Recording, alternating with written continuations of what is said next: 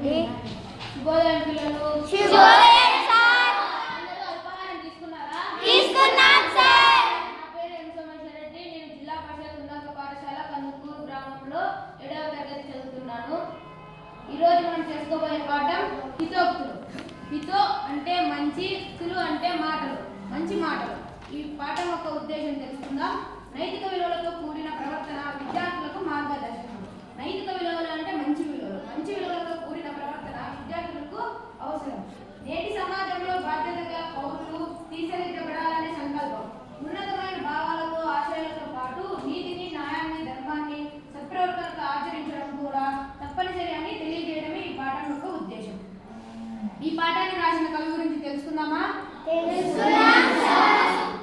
ఈ పాఠాన్ని రాసిన కవి రాళ్లపల్లి అనంతకృష్ణ శర్మ.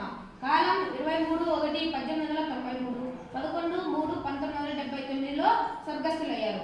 అనంతపురం జిల్లా కమ్మదూరు మండలంలోని రాళ్లపల్లి గ్రామంలో అలివేలు మంగమ్మ కృష్ణమాచార్యులకు జన్మించారు. రాళ్లపల్లి అనంతకృష్ణ శర్మ సంగీత సాహిత్యాలలో ప్రసిద్ధులు. సర్వస్వ లోకం, అన్నమాచార్యులు, కల్పన, వేమనపై విమర్శన గ్రంథం వంటి రచనలు చేశారు. గానకళ సింధు, సంగీత కళారత్న వీరి బిరుదులు.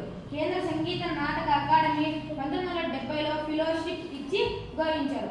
తెలుగు, కన్నడ, సంస్కృత భాషలలో వీరు పండితులు. రాయలసీమ సాహిత్యంలో చిరుస్థాయిగా నిలిచిపోయిన పెనుగొండ పాటను రాళ్లపల్లి అనంతకృష్ణ శర్మ రాశారు. ప్రస్తుత పాఠ్యభాగం శ్రీ శాలివాహన గద సప్తశతి సారం నుంచి గ్రహించబడినది. ఈ పాఠం రాసిన కవి పేరేమిటి?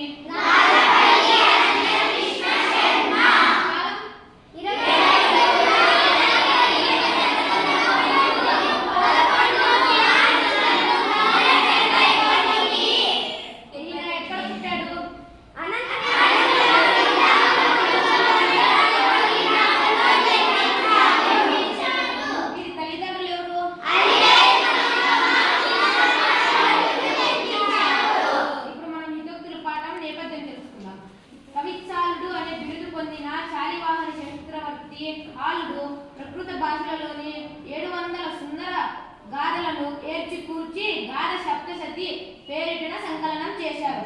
2000 సంవత్సరాల నాటి తెలుగు గ్రామీణ జీవనాధార్పణం గాథ సప్తశతి. మనిషికి నైతిక ప్రవర్తన, మానవీయ విలువలకు ప్రాధాన్యం ఇవ్వాల్సిన అవసరాన్ని ఈ పద్యాలు స్పష్టం చేస్తున్నాయి.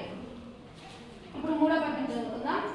ఎంత ఎలుకగొన్ననేమి సత్పురుషుల నోటినెట్ల చెడ్డ మాట విడులు, రాహువదన గహ్వరము నున్నను చంద్ర కరువుల మూత్ర సమయ కురియగాదే. ఎంత ఎలుకగొన్ననేమి సత్పురుషుల నోటినెట్ల చెడ్డ మాట విడులా. ఎంత కోపం ఉన్నప్పటికీ మంచివారి నోట చెడ్డ మాట రాదు. రాహువదన గహ్వరము నున్న చంద్ర కరువుల మూత్ర సమయ కురియగాదే. మూర్తరసమే కురియగాదే. అమృతరసమే కురియగాదే. దీని అర్థం ఏమిటంటే, ఎంత విషము నిండినప్పటికీ రాహువదన చంద్రుడు చిక్కినా చంద్రుడు